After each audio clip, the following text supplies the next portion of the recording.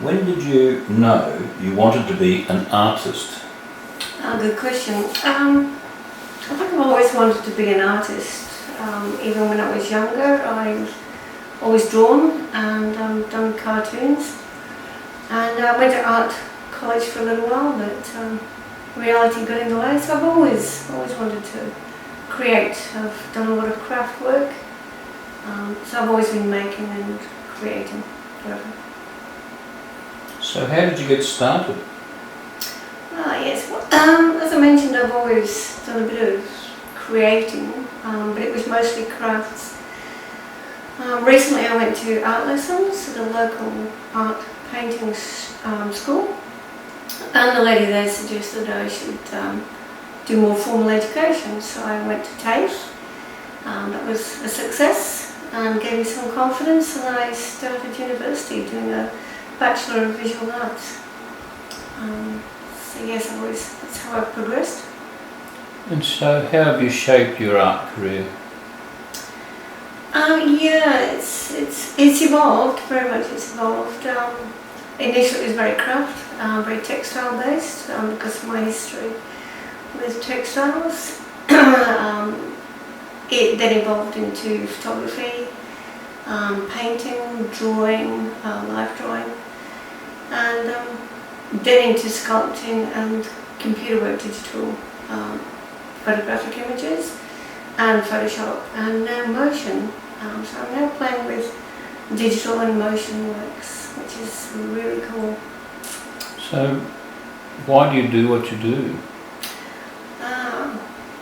Well, what I do to sort of bring that one in is I do work with layers and dimensions. And I do that because I believe that we are creatures of layers. There's a psychology belief called the Gestalt onion skin theory.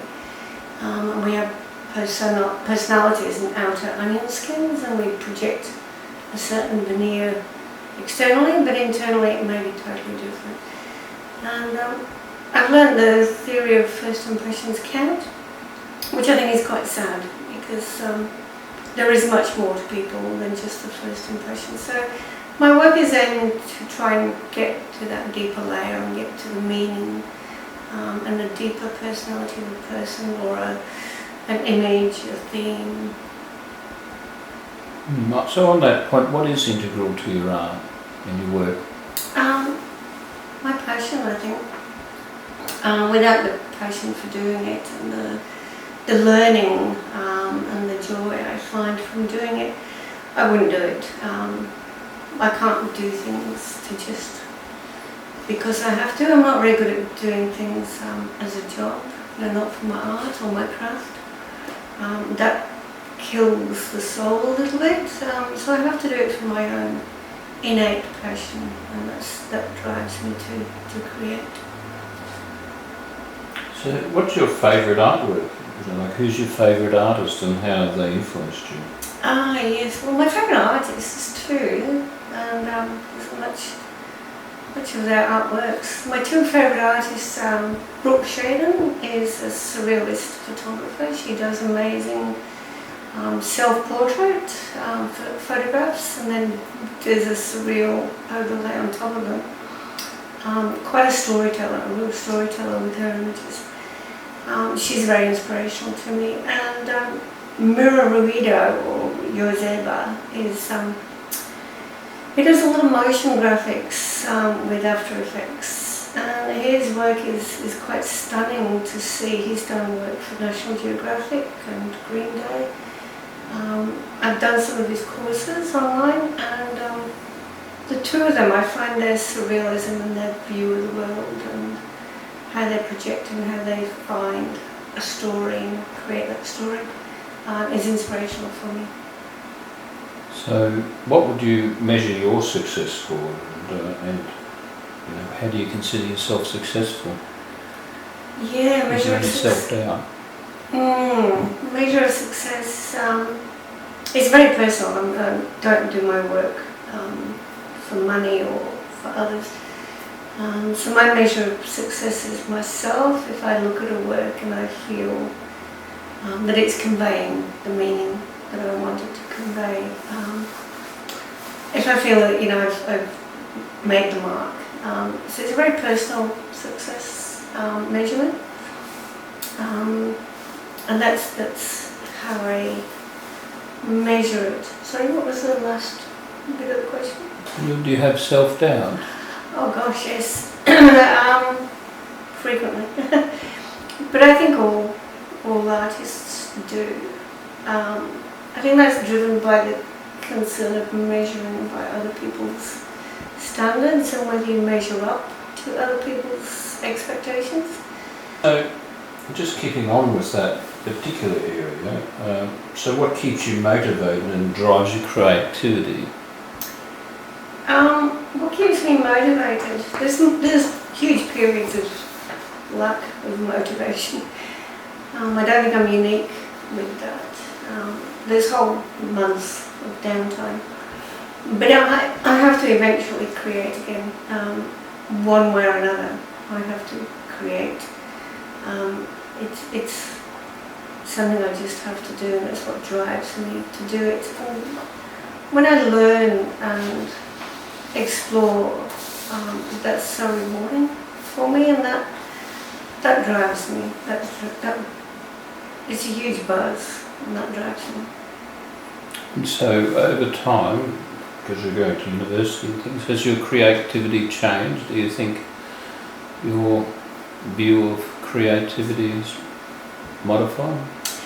Certainly, yes. I mean, initially, many years ago, it was, drawing as a child.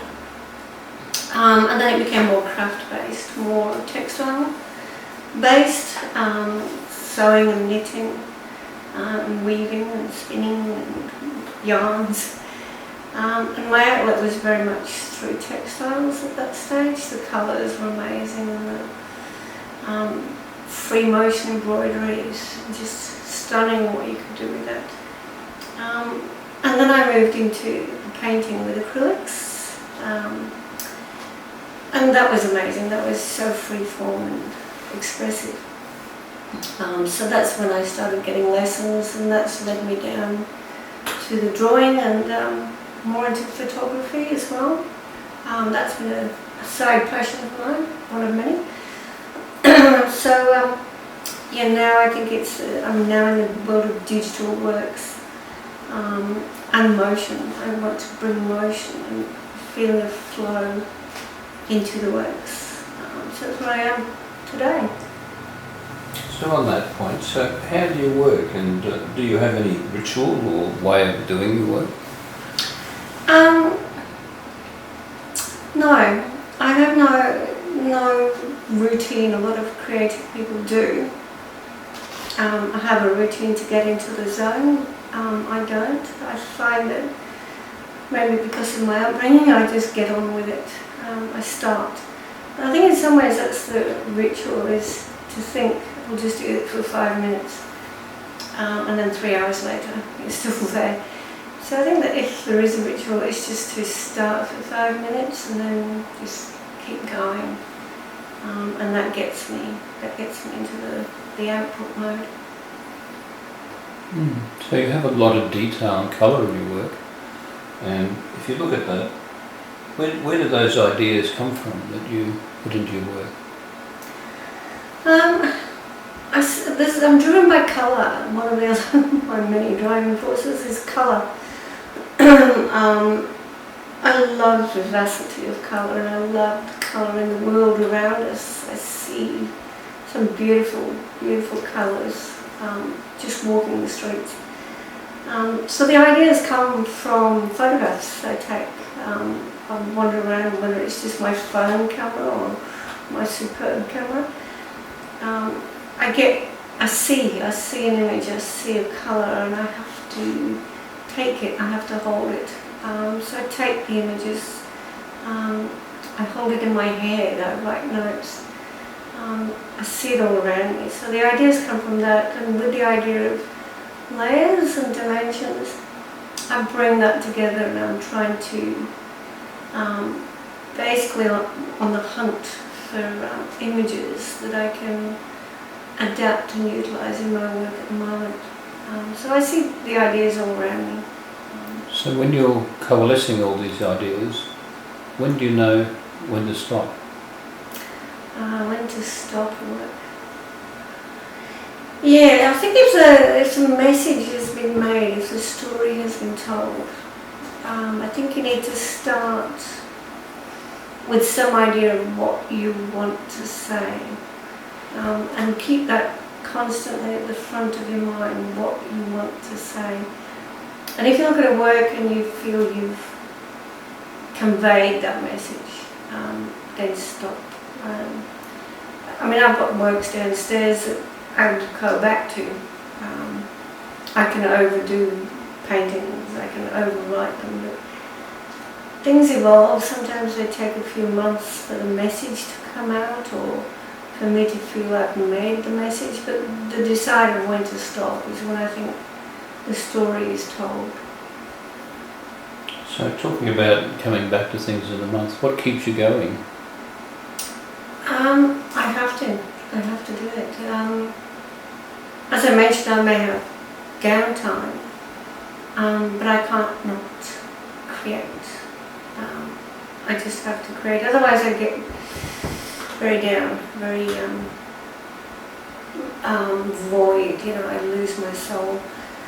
It's good for my soul to create, and that's what keeps me going. It's rewarding. So what are you working on now for your soul, and what do you see in the future for you? What I'm working on now is a motion short video called Up North, basically about the layers of my past, and what's brought me to where I am now.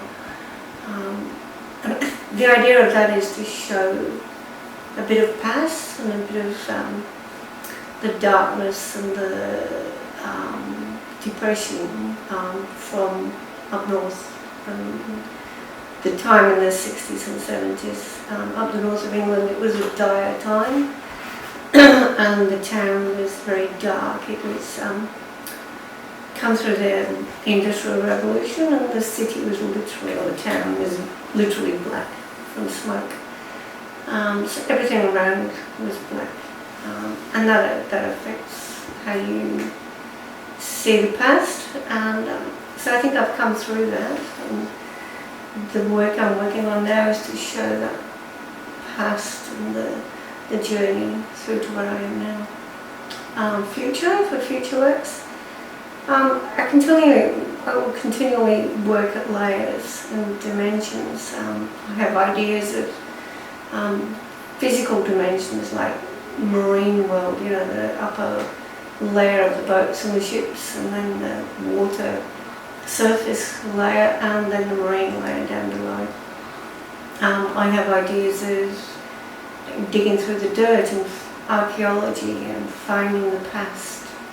I have ideas of looking at a person's face and then seeing their childhood, seeing their memories through their eyes. So I think the idea of layers and dimensions can apply to so many things. I'm still exploring some of those ideas, to be honest.